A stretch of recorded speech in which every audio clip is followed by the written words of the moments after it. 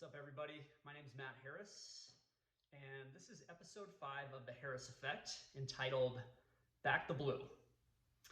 And today I want to talk about a group of people, a group of Americans that I believe are being unfairly targeted right now, but they are people that we owe a lot to, and that is the police officers, all the law enforcement agents in this country.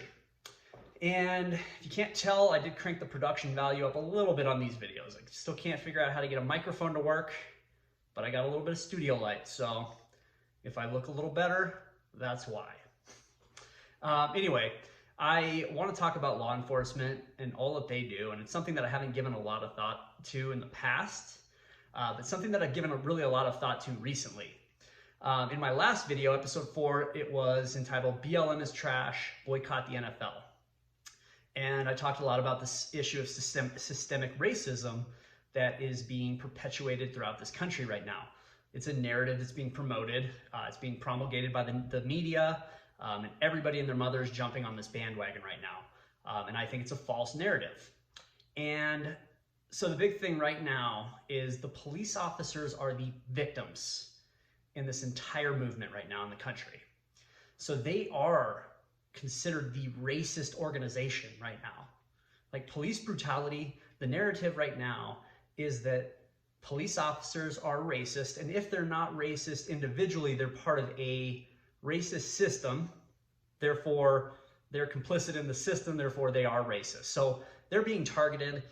Every incidence where a light-skinned, not even white, a light-skinned officer uses force against a Black American, it is being cast as an incident that was basically racially motivated. And that is the narrative right now. And, it's basically that the entire country, we're just an irredeemably racist nation, and there's nothing we can do to forgive that racism other than burn the entire place down. Something that I think is absolutely ridiculous. So part of the big problem right now is the media. Any incident that involves a police officer and a minority, like I talked about, is being viciously taken out of context. It's spreading like wildfire through the country without any of the facts. Like the facts do not matter. They don't have to be proved. The facts don't even have to be known. This will just be spread and propagated all the way through the country with lightning speed, and it's absolutely unreal to me. So the media, big part of the problem.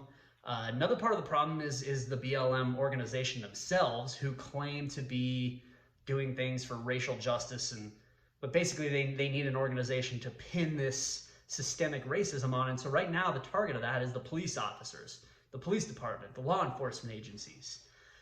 They are, in my opinion, being just completely unfairly targeted. Like, these are heroes in our country. Like, they protect our rights, and they're being cast as villains. The third group, which is closely affiliated with the BLM group, is the woke white liberals. These people are attacking police officers. They're virtue signaling their moral superiority over all of us. I could go on a whole nother rant about them, but I don't think it's worth a lot of our time right now. So today what I wanted to talk about was the law enforcement officers, the agencies that protect us. Something I've not thought about a lot in the past. Like I said, I see officers radaring me as I'm flying down 72nd in Wadsworth. And, in the past I get annoyed. I'm like, oh, what, do they got nothing better to do? Or I get a speeding ticket down a country road going 8 miles an hour over. I'm like, oh yeah, they're really, protecting and serving. But what you often forget is, like, annoying every once in a while. It's annoying to get a speeding ticket or parking ticket or whatever. But what we don't realize is how instrumental the police department is to our freedoms. If somebody breaks into my house, there's somebody to call. If somebody punches me in the face outside of a bar, like, I have some agency where I can take action against that person for violating my rights.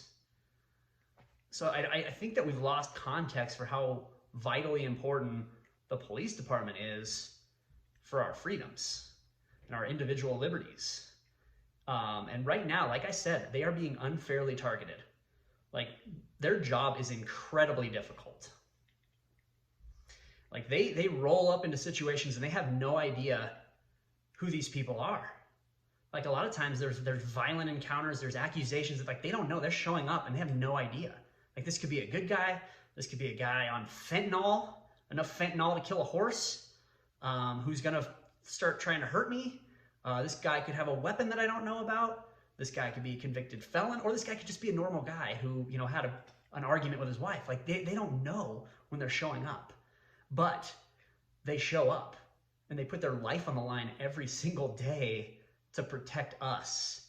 And so to me, it's absolutely ridiculous that we're casting them as the villains right now. You know, they're the heroes. And I appreciate the law enforcement officers more than anybody in this country.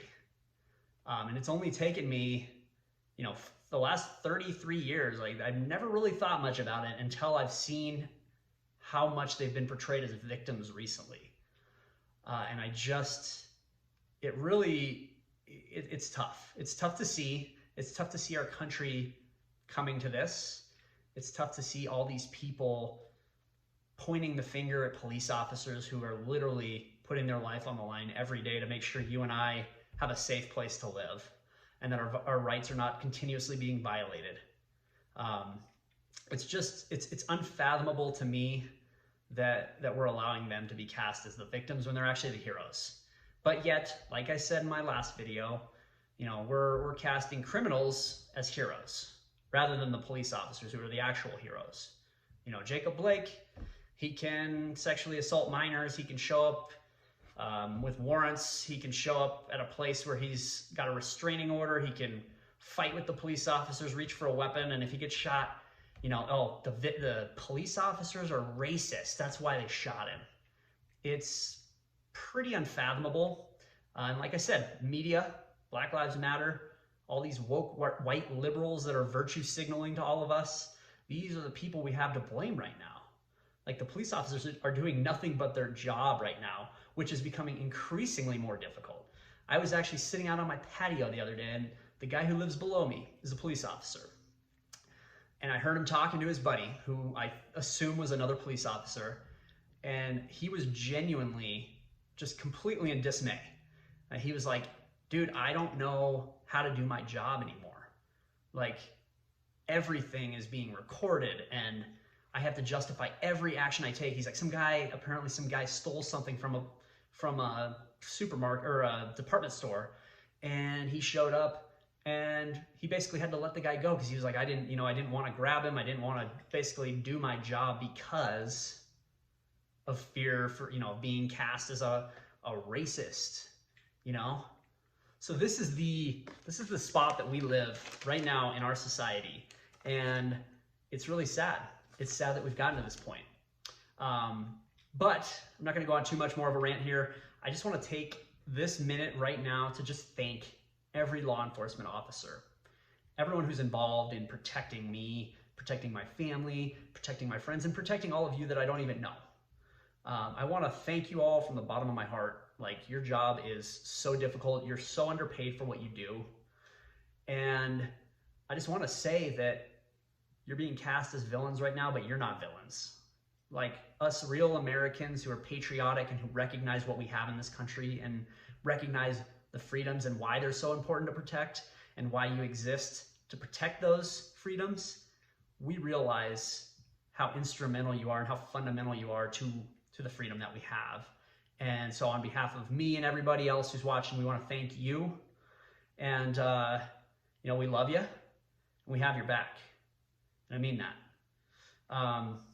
Lastly, you know, don't forget to like this video. And please do me a favor, share this with any friends that you have who are in law enforcement or who know other law enforcement people, because I really feel like they're unfairly being targeted right now.